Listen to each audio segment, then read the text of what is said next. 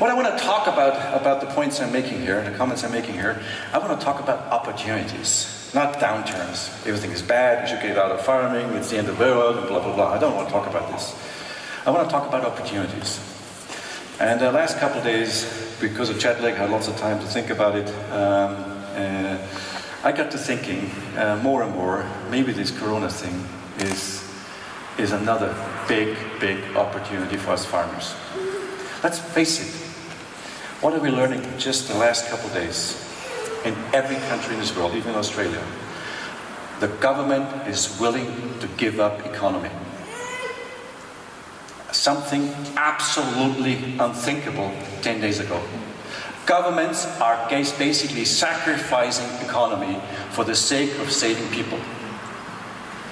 But one thing not a single government in this world will ever do, and this is, you go back 1,000 years in history, we've learned something.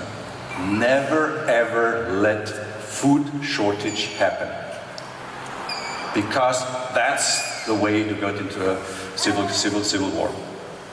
So we learned that. We all learned it over thousands and thousands of years.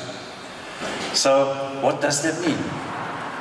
We sacrifice the economy, but we can't sacrifice food shortage or food.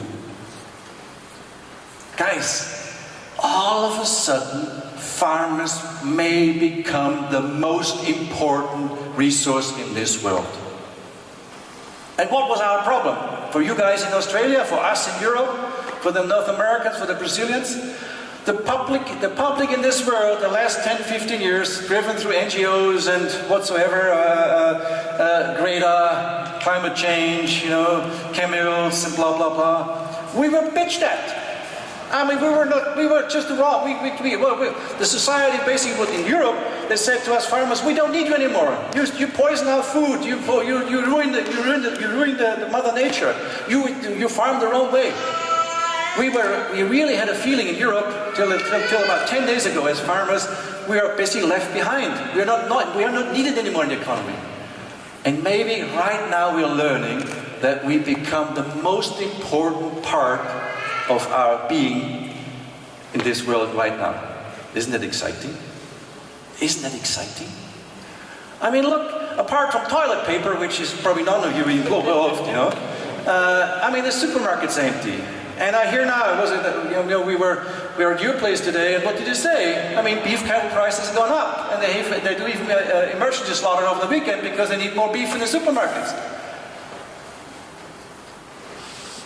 Just think a little bit practical. It's not that the supermarket's empty. The supermarkets will be full in 2 weeks from now again because everybody has about 6 weeks supply at home.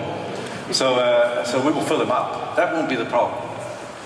But what's going to happen for sure, and this is only a matter of days, and we've had that before, 2007, 2013 a little bit, the Near East turmoil in Libya, in Egypt, in Syria was also based on high wheat price. Because Egypt, for instance, depends on big imports of wheat, red wheat, because they can't produce themselves.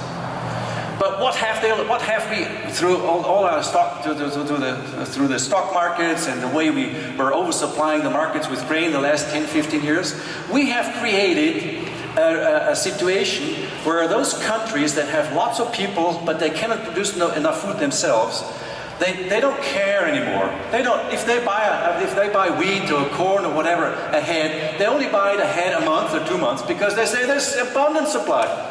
I mean, if you was the president of Egypt, realizing what's going on in this world, would you depend on only 1 month of supply of wheat and wait the next month to buy another vessel? You would probably very fast turn around and say, let's scramble as much as we can and buy as much grain as we can to get hopefully a full year's of supply, because we don't trust what's going on. And that's going to happen. What does that mean? Grain prices are going to go through the roof. I'll bet you. They're going to go through the roof. So finally we're back in a game where we basically get paid for what we do, the risks we take as farmers, and not get bitched at anymore. And the stock market runs us down all the time. And who gets really sucked? Suckers. The suckers that always bitch us, always take us down. Stock market takes us down. You know, the guys working the banks and whatsoever and say, why work hard? Why get your hands dirty? Come on, just work the markets. Just go in the morning and work a little bit on the computer and make millions, and in the afternoon go golfing. Why work hard with your hands? Why produce something? Why invent something? Don't need to. And we have a youth coming up that said, why should I work hard? I only need 30-hour days. I will look for a job behind a computer. It could be all history now. Because we don't need all this stuff anymore. Because we learn we have to go back and work hard again. I mean, if I only study our history of my country in 1945, after the Second World War, Germany was completely destroyed. There wasn't a single person complaining, no, I'm not going to pick up that rock and clean up. It's too dirty. I'm not going to do this. Everybody was ready to work hard to build up that country again. Look where we are today. And maybe Corona is taking us right there back without people killing people. Is that interesting? I mean, that could be a huge potential coming out of this Corona thing. So the more I think about that, I get excited. The more I think about coming home and talking to my people and realizing that I have to shut down their plants, I'm not so excited probably what's coming up in the short term. But we have to look forward. So maybe we farmers are the biggest winner in this Corona game. We only have to understand what could possibly happen. Probably don't have to do much about it when we wait. Climate change, another opportunity. I don't need to tell you Australians what you contribute to the general thinking in this public the last 3-4 months. I mean, we all were concerned, we all were on your side. Every day in January and February on the news was those fires going on in Australia. And we were interested in it. We had empathy for you guys. The whole world.